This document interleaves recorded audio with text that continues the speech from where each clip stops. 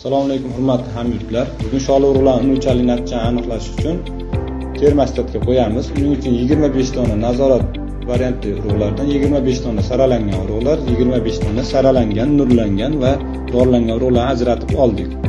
Ushbu ko'rib turgan qurilmamiz termostat bo'lib, ichida termostat, namlik o'lchaydigan datchik hamda lampalardan tashkil topgan.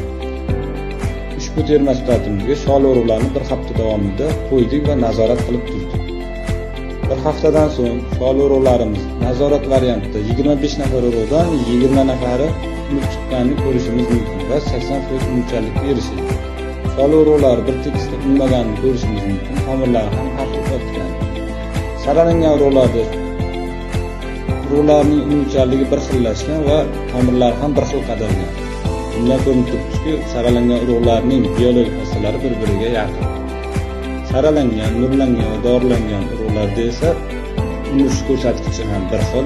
Tomirlar baquvvat ortib chiqqan boshqa variantlarga ko'ra ko'rishimiz mumkin va oq tomirlar qadaganini ham ko'rishimiz mumkin.